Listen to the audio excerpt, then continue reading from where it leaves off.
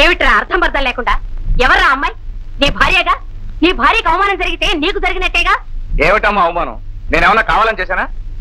అసలు నిన్నెవరా పాడమంది? అదేమిటమ్మా ఆ అమ్మాయి లేని వాళ్ళ గురించి నోటుకు వచ్చినట్టు పాడుతుంటే? పాడితే పాడింది, నీ సొమ్మేం పోయింది? నువ్వు నోరు మూసుకుని ఊరుకోవచ్చుగా. ఏమిటండి బెల్లం కొట్టిన రాయిలాగా మాట్లాడరే? జనరల్ గా నేను కంప్లైంట్ లేకుండా ఏ కేసు టేకప్ చేయనే. ఊరికి తప్పించుకోకండి. ఆ అమ్మాయి ఒక్కరితే కూర్చొని ఏడుస్తూ ఉంటుంది. వెళ్ళి తీసుకురమ్మనండి. నేను వెళ్ళను. నేను కావాలనుకుంటే అదే వస్తుంది. నువ్వు వెళ్ళక్కర్లేదు, ఆ అమ్మాయి రానక్కర్లేదు. మధ్యలో టెలిఫోన్ ఉంది కదా, దెబ్బ కొట్టాయి. నేనెందుకు చేయాలి? నేను కబురు చేస్తే రాలేదుగా, దాన్నే ఫోన్ చేయని. అంతేనా? అంతే. అంతేనా? అంతే అంటున్నాడు కదే. అదంతేనే. నేను చెప్తాను పదా, నువ్వు పదా, నీకెంత నేను చెప్తాను. అంతేనట, అంతే. మాట్లాడకుండా ఇవే. నేను వేస్తాను, మీరు పడుకోండి. నేను వెళ్ళి ఆ అమ్మాయిని తీసుకొస్తాను. పిచ్చిదానా, ఇదిగో నువ్వు వెళ్ళక్కర్లేదు, నేను వెళ్ళక్కర్లేదు. మరి ఎవరు వెళ్తారు? ఎవ్వరు వెళ్ళక్కర్లేదే. ఇదిగో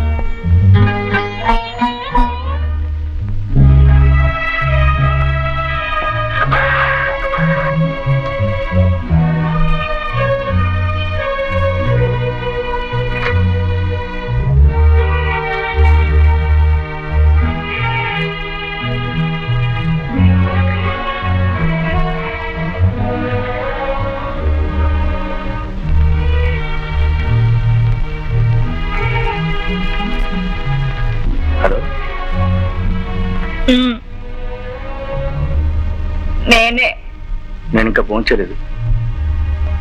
నేను మాత్రం చేశానా? నువ్వు వస్తావా, నన్ను రమ్మంటావా? నేనే వస్తాను. తొందరగా వచ్చాయి.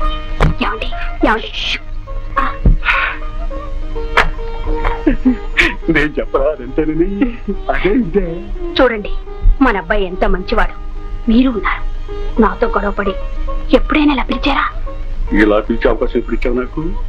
ఎప్పుడు నీ ఎంత నువ్వే వచ్చేదానివిగా.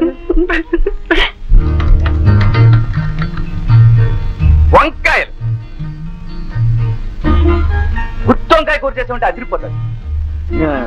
గుచ్చా ఏం లేదు సీత, ఏరి కొనొచ్చు. ఇంకోట ఏరి కొంటే కిలో 2.5 అన్నాడు. ఇంతేలే, ఇంకొండవు. ఏమండి, రోజు ఈ పుచ్చంకాయలు, ముదిరిపోయిన బెండకాయలు, కుళ్ళిపోయిన దోసకాయలు తింటే మీరు చేసే పనికి బలం ఎక్కడి నుంచి వస్తుంది చెప్పండి? మరి ఏం తీసుకురమ్మంటావు? ఇంకా ఉన్నాయి కదండి, క్యారెట్, బీట్రూట్, క్యాబేజీ, అప్పుడప్పుడు కోడి.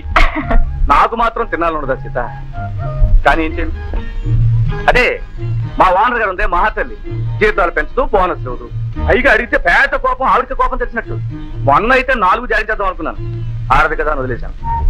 బాగుండదు కదా. జీతాలు పెంచితే తప్ప మంచి కూరలు కొనలేరా? ఎలా కొంటాం?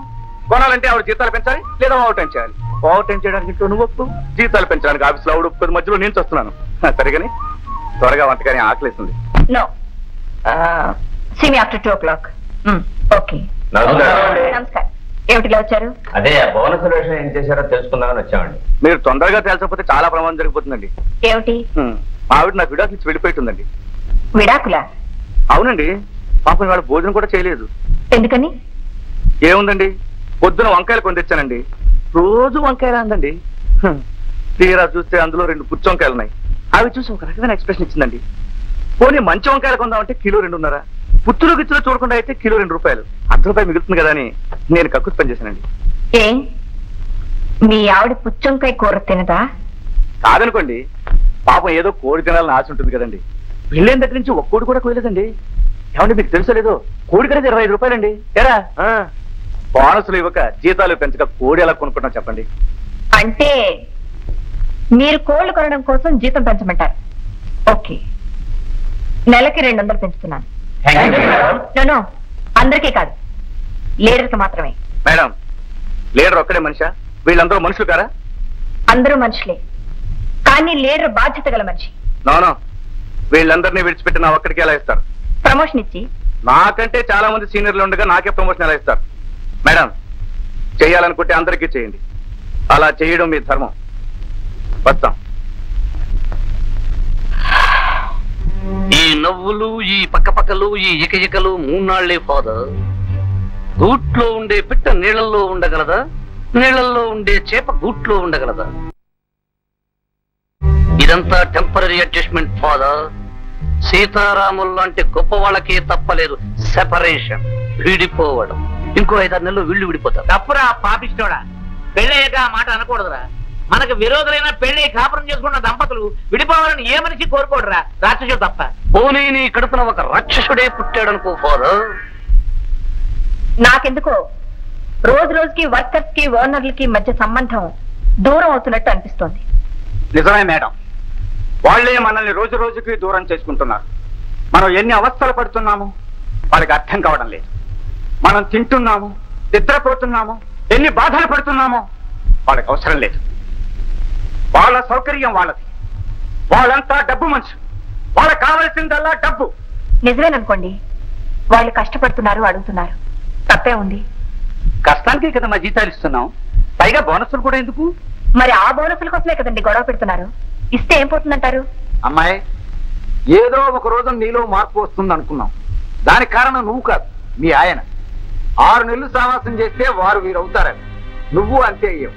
బోనసులు మీరు ఒక్కరూ ఇస్తే మేమంతా ఇవ్వాల్సిందేగా. మీ భర్తకు భయపడి మీరు పని చేస్తున్నారు అంటున్నాను. మీరు వచ్చాక చాంబరికి ఎంతో పరువు ప్రతిష్టలు వచ్చాయి. ఇన్నాళ్ళు పోయిన ప్రతిష్ట అలా నిలదొక్కున్నాం. ఇప్పుడు మీదో దారి మాదో దారి అయితే బాగుండదమ్మా. మా అందరికీ మీరే అండగా నిలబడాలి. అమ్మాయి, వీళ్ళని గురించి నీకు తెలియదు. పెంచనంత వరకు జీతాలు పెంచలేదంటారు. పెంచిన తర్వాత లాభాలు వచ్చాయి గనక పెంచారంటారు. తర్వాత బోనస్ అంటారు. ఇస్తే మళ్ళీ జీతాలు పెంచమంటారు. రుచి మరిగిన పులి మనుషుల్ని ఎలా వదిలిపెట్టలేదు, పెంచడం అనే రుచిని వాళ్ళు మరిగారో మనల్ని పులి తిన్నట్టు తినేస్తారు. చాలా బాగా చెప్పారు సార్. సీతామహాలక్ష్మిని తీసుకొచ్చి కుర్చీలో కూర్చోబెట్టి మాట్లాడమంటే ఏమని మాట్లాడుతుంది? న్యాయాన్ని గురించి, ధర్మాన్ని గురించి. మీరు మా మేడం గురించి పట్టించుకోకండి. మీరు అనుకున్నట్టే జీతాలు పెంచొద్దు, బోనస్లు ఇవ్వద్దు. విన్నారా? బోనసులు ఇవ్వరట, జీతాలు పెంచరట, ఫ్యాక్టరీ మూసేస్తారట. ఈ మాట మీ పెద్దవాళ్ళు పుట్టినప్పటి నుంచి వింటూనే ఉన్నాం. ఇదిగో అదే అనద్దుంటున్నాను. మళ్ళీ మళ్ళీ అదే మాట అంటే నాకు కోపం వస్తుంది. నేను మీలంటోనే, కాస్త చిన్న తేడా, డ్రెస్ అంతే. ఊరుకోండి, మీరు అంతా ఒకటే. ఇదిగో పెద్దడా, నువ్వు అదే మాట అంటున్నావా? ఓకే, మేము ఒక్కటే. నీకు రామాయణం తెలుసా? తెలుసు సార్. రామాయణంలో రాముడు తెలుసా? రామాయణంలో రాముడు సీతను అడవి పంపించేశాడు. అది అన్యాయం రాముడు తెలుసు. అయినా ఎందుకు పంపించేశాడు? ఎవరి కోసం? ప్రజల కోసం. అలాగే మేము ఆ సీట్లో ఉన్నాం కాబట్టి మీకు కష్టం కలిగించినా కొన్ని పనులు చేయక తప్పదు వాళ్ళ గురించి. సరే, నాకు తప్పే. నిన్నటి వరకు మేము అన్నాడే ఎవరు? మీ హీరో రాముడు. మరి పెళ్లి అయ్యాక మేము అన్నాడే? నిజమే ఏమిట్రా, ఇంకా చాలా ఉన్నాయి. అసలు సీత పర్సనాలిటీకి, సీత చదువుకి, సీత కల్చర్కి, సీత సంస్కారానికి తగిన భర్త ఎవరు? నేనా వాడా? నేనే కదా. మరి నన్ను కాదని మీ రావుణ్ణి ఎందుకు చేసుకుంది? ఎందుకు చేసుకుంది అంట. ఓకే, వాణ్ణి తీసుకుంటే ఫ్యాక్టరీ వర్కర్లంతా వాడి గుప్పెట్లో ఉంటారు. వాణ్ణి గుప్పెట్లో పెట్టుకుంటే మీరంతా ఆవిడ గుప్పెట్లో ఉన్నట్టే కదా. నిజమే ఏమిట్రా, అక్కడే ఉంది పెద్ద లిటిగేషన్. నిజమే. మీకు మరొకటి చెప్పనా? మొన్న మీరంతా కలిసి ఆవిడ దగ్గరికి వెళ్ళారు. వెళ్ళారు కదా, అసలు దేని గురించి మాట్లాడారు? బోనస్ల గురించి మాట్లాడాం. కాదు, ఇంకోటి బాగా ఆలోచించు. పుచ్చంకాయలకు మీ బోనస్లకు సంబంధం ఏమిట్రా? ఏమిట్రా? మళ్ళీ దేని గురించి మాట్లాడారు? కోడి గురించి. అసలు కోడికి మీకు మీ జీతాలకు సంబంధం ఏమిటి? అసలు ఏమిటి? అక్కడే ఉంది మరో లిటిగేషన్. జీతం పెంచుతానంది ఎవరికి? మీ రాముడికి. మీ రాముడికి జీతం ఎందుకు పెంచుతానంది? వాడు ఎలాగో తీసుకోడు కాబట్టి. వాడు తీసుకోకపోతే మీ అందరికీ పెద్ద గుండు సున్నా. నిజమేరా, ఇంతకాలం రవి గారు మనకేదో వ్యతిరేకం అనుకున్నాం. మీరనుకోవడం ఏమిట్రా? పురాణాలే అనుకున్నాయి. రావణుడు రాక్షసుడని. దొంగచాటుగా వాళ్ళని చంపిన రాముడు రాక్షసుడా? తన చావు తనే తెచ్చుకున్న రావణాసురుడు రాక్షసుడా? బాగా ఆలోచించుకో. రావణుడే రాక్షసుడైతే నేను రాక్షసుడిని. వస్తా. బాబాయ్, దీనిలో ఏదో పాయింట్ ఉందే. ఊరికే ఎందుకు తొందరపడతారు? మొన్నగా చెప్పాం, వాళ్ళు ఆలోచించుకోవాలిగా. మేం పుట్టినప్పటి నుంచి ఆలోచించుకుంటూనే ఉన్నారు. ఏడాది లాభాలు మాత్రం పోసుకుంటున్నారు. రావుడు, రేపు ఎల్లుండి లోపల ఏ విషయం తేల్తే సరి, లేకపోతే మేము ఎవరం ఫ్యాక్టరీకి రావు. నీ ఆవిడ కాబట్టి నువ్వు వెళితే వెళ్ళు, మేము మాత్రం స్ట్రైక్ చేస్తాం. చాలా పొరపాటు పడుతున్నారు. నా వృత్తికి ఇంటికి సంబంధం లేదు. రేపే ఆవిడతో మాట్లాడదాం. ఆ తర్వాతే ఒక నిర్ణయం అనుకుందాం. సరే, రేపు ఎప్పుడు కలవమంటారో అపాయింట్మెంట్ అడిగి తెలుసుకో. చెప్పండి, మమ్మల్ని ఏం చేయమంటారు? మీరేం చేస్తానంటారు? మిమ్మల్ని చేయమంటున్నది మేము ఎప్పటి నుంచో అడుగుతున్న బోనసులు. మేం చేయాలనుకుంటున్నది మీ నిర్ణయం విన్న తర్వాత చెప్తాం. ఓకే. ప్రస్తుతం మీకు బోనస్లు ఇవ్వడం కుదరదు. ఎందుకని? ఈ సంవత్సరం ఫ్యాక్టరీ నష్టంలో ఉంది. నష్టమా? అవును. చెప్పండి ఆడిటర్ గారు. అవునయ్యా, ఈ సంవత్సరం మన ఫ్యాక్టరీ కొన్ని లక్షల నష్టం వచ్చింది. వచ్చిన డబ్బు వచ్చినట్టు మేనేజ్మెంట్ తినేస్తే లాభాలు ఎక్కడ కనబడతాయి? ఏమైతేనే నష్టం వచ్చిందా లేదా? మా వాళ్ళు రాలేదుగా. ఎవరి వల్ల వచ్చినా నష్టం నష్టమేగా. మీ లెక్క ప్రకారం ఈ సంవత్సరం నష్టం వచ్చినా అంతకు ముందు సంవత్సరం లాభాలు వచ్చాయిగా. ఆ బోనసులు ఇవ్వండి. ఆ వచ్చిన లాభాలన్నీ ఈ సంవత్సరం వచ్చిన నష్టంలో సరిపోయింది. ఈ లెక్కలన్నీ ఇన్కమ్ ట్యాక్స్ వాళ్ళకి చెప్పండి, బాగుంటుంది. ఆ లెక్కల ప్రకారమే మీకు బోనస్లు వస్తాయి. ఇంతకు మీకు లాభాలు రావటం లేదు, మాకు బోనస్లు ఇవ్వాలంటారు, అంతేగా? నిజం కూడా అంతేగా. అబద్ధం. బోనస్లు ఇవ్వాల్సి వస్తుందని ఎగ్గొట్టడానికి మీరు చూపిస్తున్న తప్పుడు లెక్కలివి. షడా! 10 మందిలో కూర్చున్నప్పుడు మర్యాదగా మాట్లాడడం నేర్చుకోండి. తప్పుడు లెక్కలు చూపించాల్సిన కర్మ మాకు పట్టలేదు. మేడం, ఆవేశపడుతున్నారు. ఫ్యాక్టరీలో ఏడాదికి ఏడాది ఉత్పత్తి పెరుగుతుంది, మార్కెట్లో మన ప్రోడక్ట్ డిమాండ్ పెరుగుతుంది.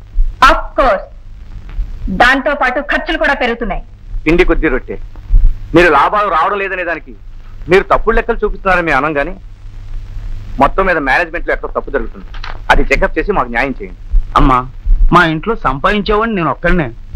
మా ఇంట్లో 6 పిల్లలు, భార్య, తల్లి, తండ్రి, ఇంతమంది మీరిచ్చే 200 రూపాయలతోనే బతకాలి. అంటే మీ ఉద్దేశం ఇంట్లో ఎంతమంది ఉంటే అంతమందికి జీతాలు ఇవ్వమంటారా? కాదమ్మా, మా బాధలు మీతో కాకపోతే మరి ఎవరితో చెప్పుకోమంటారు?